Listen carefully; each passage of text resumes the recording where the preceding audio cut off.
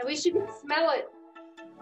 Yes, so we are live on Facebook. I think it's our first time to do a Facebook Live. So hello to all of you who are watching on Facebook, and welcome to those of you who are joining us on Zoom. And this is our fourth Slice and Dice with the Dean. And we have our Dean of the School of Economic, Political, and Policy Sciences, Jennifer Holmes. And I'm Carol Cerulli Lanham. I'm the Assistant Dean for Outreach and Engagement. And it is so fun to come into the Dean's Kitchen. So tell us what you are cooking up for us today. Well, this is a Minnesota classic. So it's Tater Tot Hot Dish. Tater Tot Hot Dish. Okay, so growing up Italian, I need a little bit of coaching on exactly what this is. So I need to know about what a hot dish is, besides the obvious. Let's start there. Well, I think the Southerners here would call a hot dish a casserole, first of all. But in Minnesota, we call it a hot dish because if you read the history of the word, it's people needed to know, is it a cold dish or a hot dish? And these really, like I think the first documented use of a tater tot hot dish comes from, she's an early 20th century Lutheran cookbook. Okay, so like this is the kind of stuff you'd bring to a potluck. You might have it like funeral food, any sort of church basement get together, family get together. People would have some variety of hot dish or cold dish, but tater tot hot dish is one of the classics. Okay, so like a casserole for the rest of us, because I've never really heard the term hot dish. And then I know that tater tots are potatoes, but can you tell us more about tater tots? Yeah, here, I'll show you. Let me, so they're frozen potato products. So kind of like hash browns, but they're little cylinders. Okay. And can you make those you know yourself, or do you really advise buying them packaged and frozen? It would probably defeat the purpose if you were to try to make them yourself, but you certainly could. You know, these hot dish is supposed to be something that's easy. Now, I think if you had, say, for example, let's say you had a bunch of mashed potatoes left over. You could use that for this. It wouldn't be the same, but it would work. It would work with the philosophy of what we're doing. So give us an overview of the ingredients that you'll be using in addition to the tater tots. Okay, so I'm watching my pan here. This is about, I don't know, a pound or two of ground meat. Okay, and it's very forgiving. Some people like more meat, some people like less meat. If you're a vegetarian, you could do some of that meat product, you know, the substitutes that they have. So you could use that as well. That's totally fine. You could use ground turkey, whatever. I'm using beef today. So that's the first thing. Then, of course, the tater tots, which we will use at the end. And this is really the key for most of the Minnesota hot dishes. So it's, you know, Campbell's condensed soup. Mm-hmm. Now, I know you growing up Italian with a lot of fresh food, this is probably an abomination. But it is a classic American product, Campbell's soup, like Gerber baby food. I grew up on that as a baby, I'm told. So there are just some things that are classic in America, and Campbell's is one of them. Well, and if you think about it, you know, Minnesota in the 30s or the 20s, and the 30s is when Campbell's came out with their soup mixes. It just, getting fresh produce was impossible. You didn't have it in the winter, right? And it's winter a long time in Minnesota. That's right. So if you're, you know, remote, yeah, you could buy fresh fruits and vegetables in the winter growing up, but it was really, really expensive. So, you know, that's why, especially in in some of these Minnesota cuisines or other northern, you know, traditional foods, you find more of a reliance on canned foods or frozen foods, especially in the winter, because it was just too expensive. You know, I mean, now there's Costco and you can go buy asparagus that was grown in Peru and get it anytime year round, but it just wasn't an option when I was growing up, at least not a reasonably priced option. Well, the reason I like this recipe is because our college students are really not in a position right now to go to Whole Foods and buy, you know, the fresh produce. This is a great option if you're in the residence hall or in an apartment on campus. Oh, absolutely. And it takes almost no cooking skill. Awesome. Well, tell us what you're doing then. Okay, so I'm grinding some pepper. Now, I'll confess, I spilled bacon grease on my pepper grinder about a month ago, so I had to throw away everything, clean it, degrease it. It was awful, but so it's a little slow. But so this is just some fresh pepper. Just because when you brown your meat, you really do want to have a little bit of seasoning to it. If you brown it without seasoning, it doesn't even take the seasoning if you add it later. So you want to do a little bit of salt and pepper as you go. I am going to get a little fancy just because I can. I have a little truffle salt, but any salt will do. It's just since I'm using cream of celery soup, and you traditionally use cream of mushroom, I just thought I'd throw some of this in just because I have it, but you don't have to. So I'm being a little snobby with this, but it's because it's right there. When you're seasoning the meat, you know, what occurs to me is, you know these little tricks like season it while it's cooking versus after. And it seems like you always have such great things cooking in your kitchen. When did you start to love cooking so much? You know, I started cooking for survival, I guess. And, you know, I have 3 older sisters who are triplets.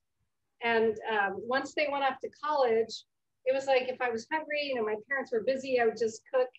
And I think I told you before, it's sad. I started eating microwave scrambled eggs. Oh, okay? Yeah. I just mixed it up, threw it in the microwave. That's how I started cooking. I'm putting a little garlic powder in there. It's not on the recipe, but the recipe calls for diced garlic, minced. But I'm going student friendly and just putting some garlic powder, but you can put fresh garlic in there. I'll probably do that too. What the heck? But you know, I would try to cook a little bit, but I really got inspired. I'm gonna put a little fresh garlic in. Sorry, I forgot that. I really got inspired when I went to Mexico City. So I went to study Spanish in Mexico City in 1990. And, you know, white girl from Minnesota, really speaking bad Spanish with a very thick Minnesota accent. And I don't speak Minnesotan anymore unless I'm really tired and talking to my sisters. But I used to. So I went down to Mexico City, and it's just there were these flavors that I really never had before. And it really kind of opened me up to, you know, fresh food, spice, and I just loved it. I mean, when I left Mexico City, I still couldn't speak, but boy, my palate came back completely transformed. You know, I remember the first meal I had, you know, I found my way to this restaurant, and I sat down, and they brought this pot to me with some fresh tortillas. And I literally said, one of the phrases I could say, ¿Qué es esto? Like, what is this? And they looked at me and started laughing because, like, look at the gringa. Like, she doesn't even know what guacamole is. And they told me, this is guacamole. And I was like, this is guacamole? Wow. Because what I had growing up as guacamole did not look like that. It was like, I swear, looking back now, I think what I had growing up was mostly sour cream with food coloring and maybe a little avocado blended in. but it was nothing like that. Mm-hmm. And that was just the beginning, where I thought, oh boy, this is going to be one heck of a summer. But you know, even I'd go to McDonald's once in a while, just if I was desperate. And they have like 4 different types of salsa to go on your burger. Yeah. And I thought even the most American experience in Mexico City had like amazing salsas, which you think about it. I mean, now I wouldn't go to McDonald's at all traveling, and I wouldn't, you know, rank McDonald's salsa high or anything, but it was in Mexico City, and it was amazing. So of course, you know, that started me with wanting to experiment more with different cuisines. I mean, boy, I used to be able to eat hot food. I would eat lots of peppers, and then I got into Indian food. Went to college, I had good friends who were Indian. And she used to take me to her family's house, and her mom would cook for me. And then her dad and I would hide in the back kitchen and eat the little desserts, the barfi and things like that. It's wonderful. And so from Mexico City to today, where this was your idea, Slice and Dice with the Dean. And what a great way to connect with our students as we're still sticking close to home. You know, who would have thought? Start of the spring semester, we're still all home. So tell us what you're going to be adding to your dish here. You've got the ground meat cooking, and then what?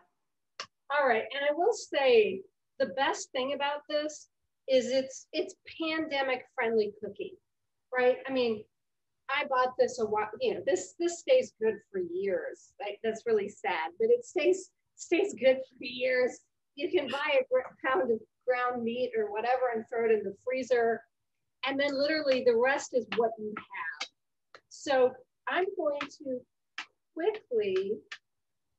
drain this because you don't want to have all that fat in there. By the way, we're getting a comment on the chat. Years? Are you serious? Really, years? Oh yeah. Exactly. You know, and again, so this is a heavily processed food product. Okay.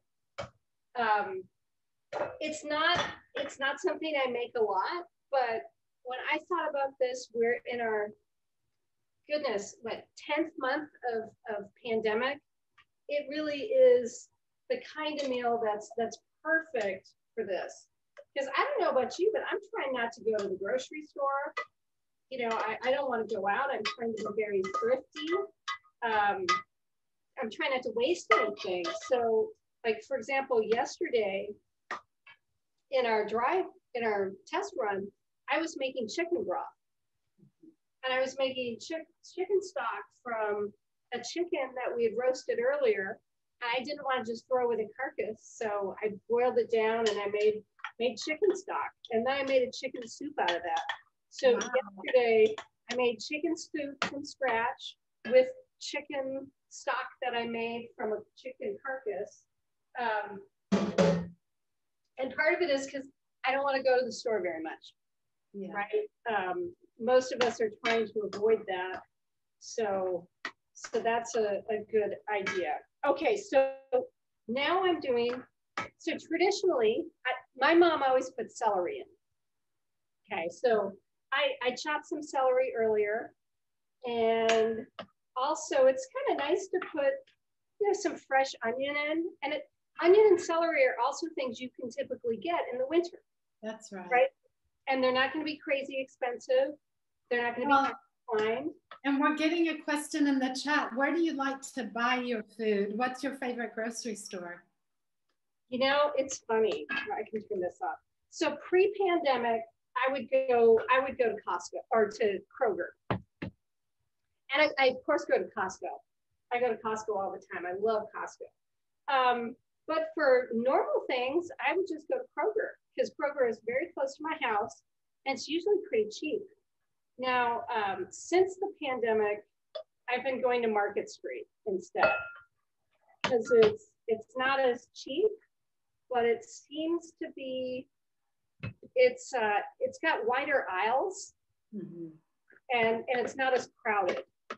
So you feel safer there. And as I see you doing things there, it looks like you drained your meat And then you've got your celery and your onion so that you're sauteing in the pan.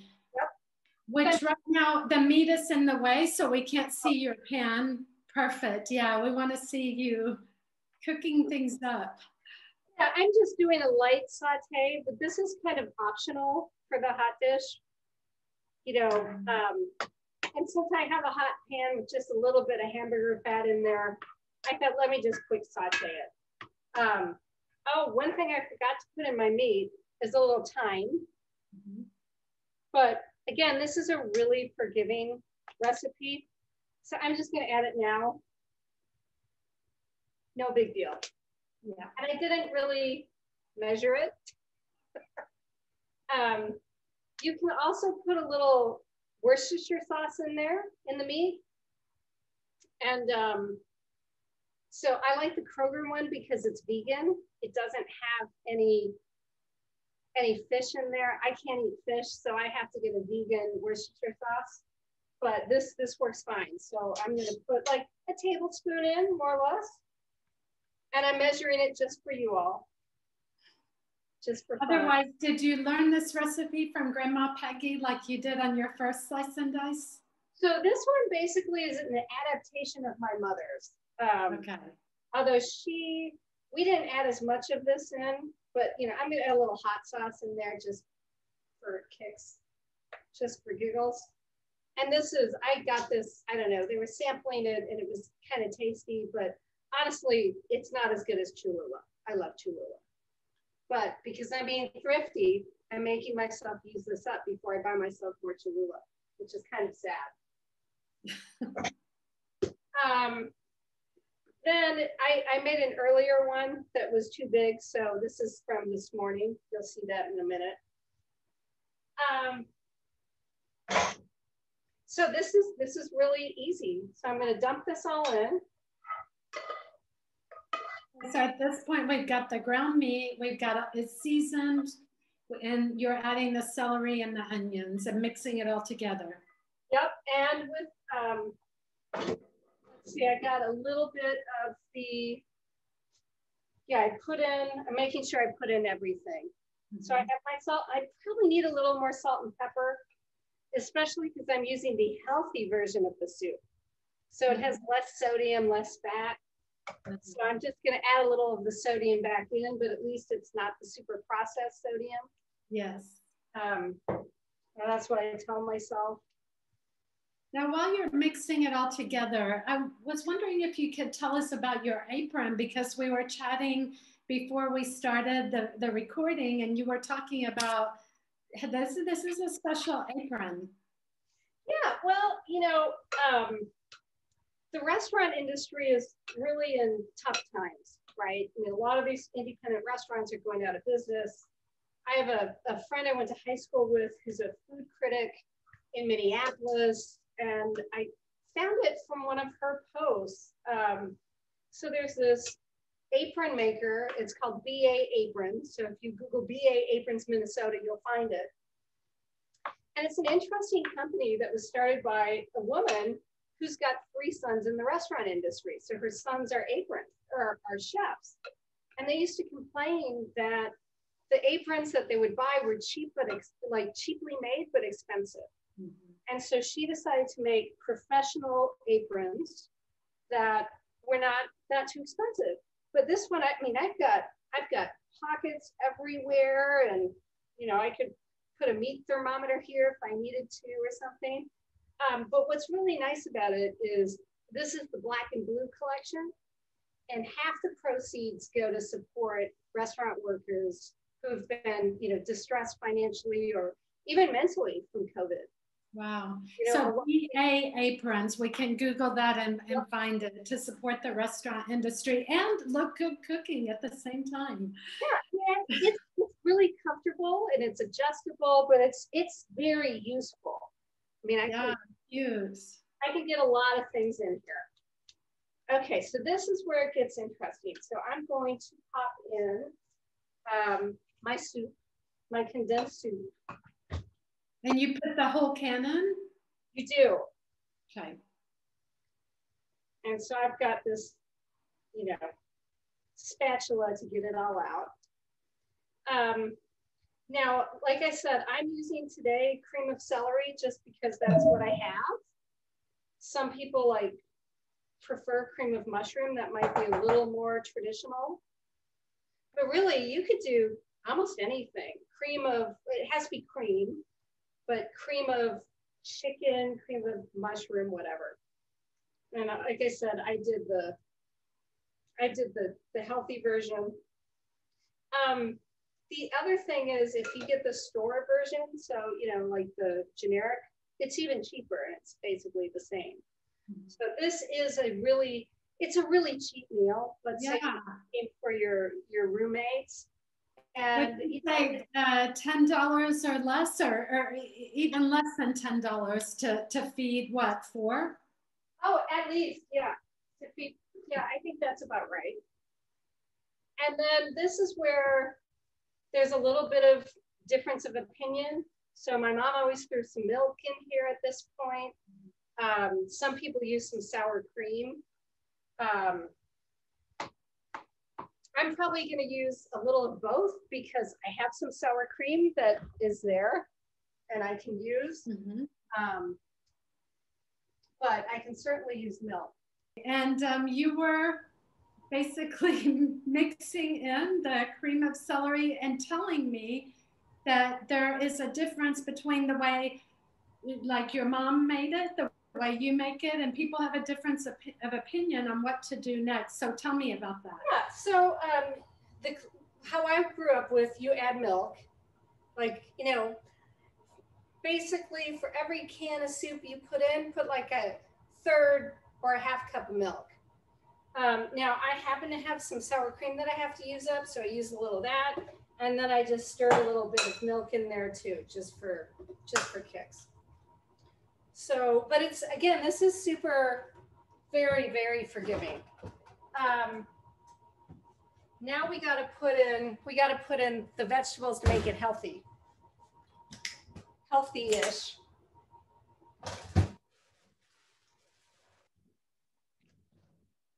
So which vegetables will you be putting? So clearly the tater tots go into the tater tot hot dish. What else?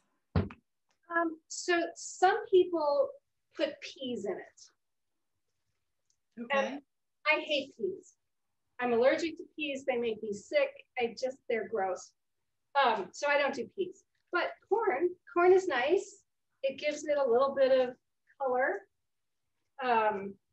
So I'm going to put a little bit of corn in there, just frozen corn. And again, you know, it's really cheap. You're using frozen vegetables. That's right. This is very economical. And the other thing is it's a one-pot meal. So that's kind of the appeal, right?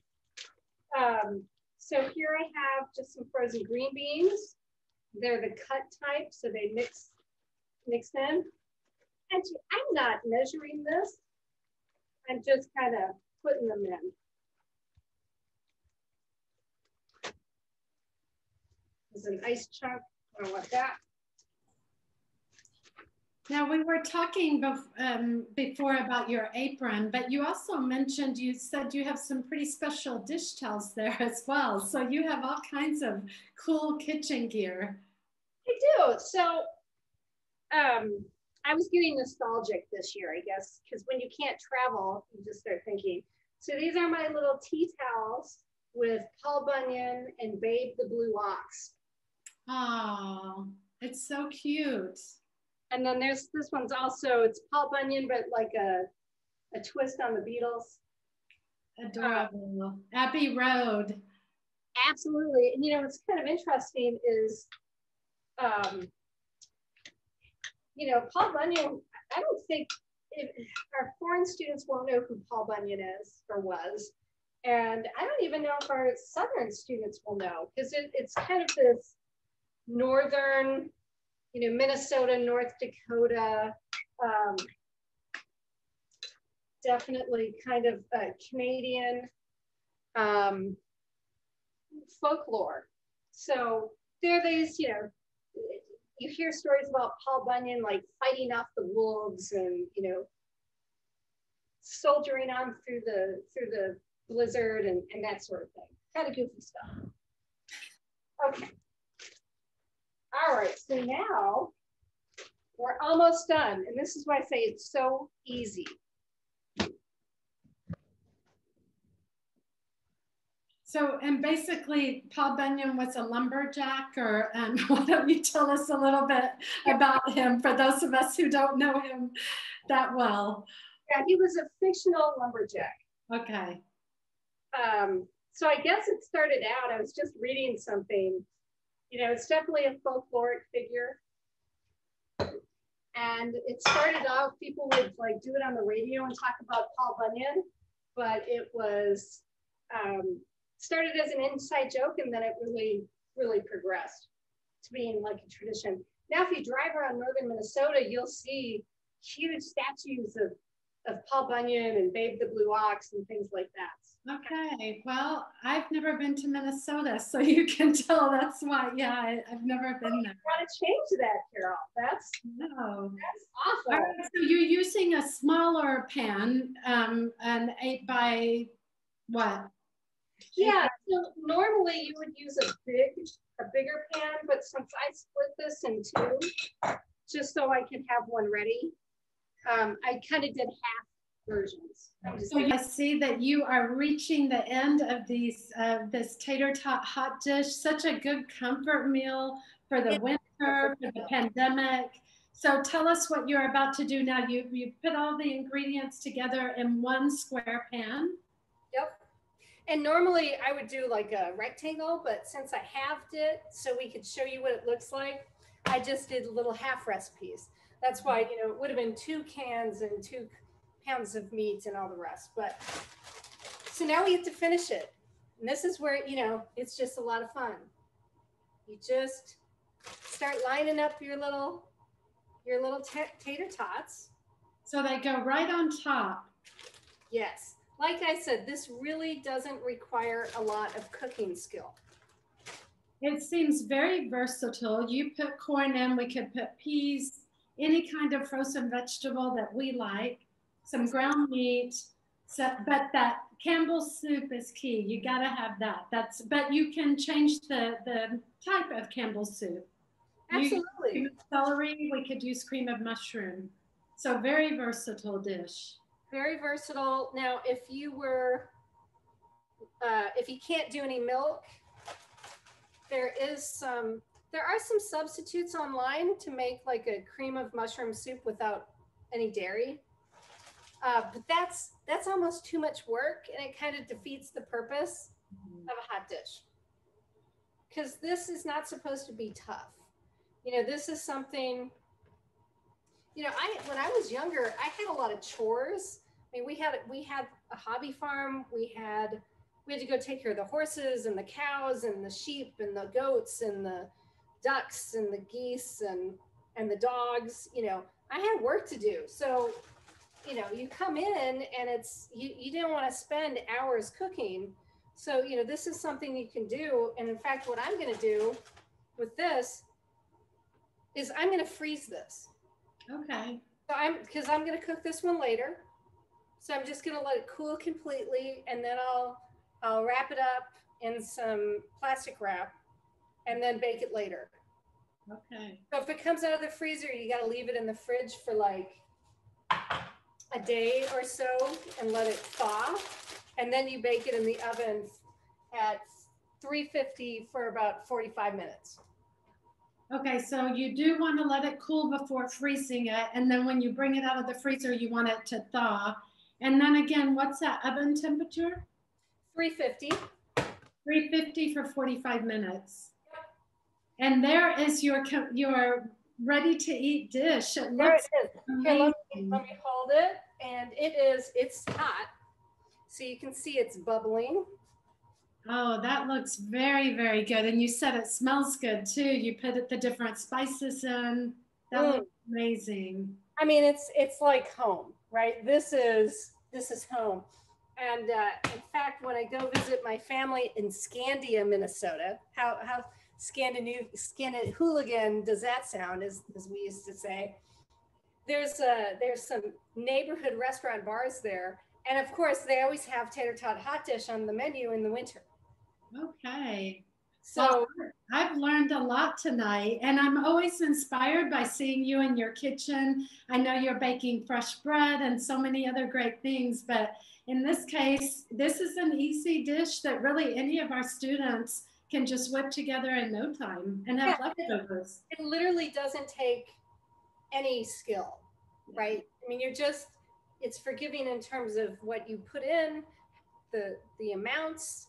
It's very versatile, it's easy, and it's cheap. You know, that's pretty hearty for 4 people. Absolutely. And it's got everything that you need, vegetables and meat and your starch. And it's all there. Dean Helms, who do we have coming up next month for our Slice and Dice series? Oh, next month will be fun. We're going to have Dr. Miller, who recently was our Associate Dean for Graduate Education, but he's going to teach us how to make a chocolate cake in time for Valentine's Day. Awesome. So just in time for Valentine's Day, we've got a dessert. And then after that, we have, I can't remember, we have shepherd's pie and then matzo ball soup, and then whatever you decide to do, a springtime Italian dish. Yes, I will be the last in the series for the semester, but we've got 3 more coming up once a month. So we look forward to joining you again in your home, wherever you are, and inviting you into our kitchen. So thanks for joining us, everybody, on Facebook and on Zoom. We're glad you came. Yeah, thanks for joining us. And the best thing is I'm ending my day, but I've already got dinner ready. So this is an easy night for me. Yeah, well, buon appetito, as we say in Italy. And you will not find this in Italy. All right, well, have a good night. I hope you try it.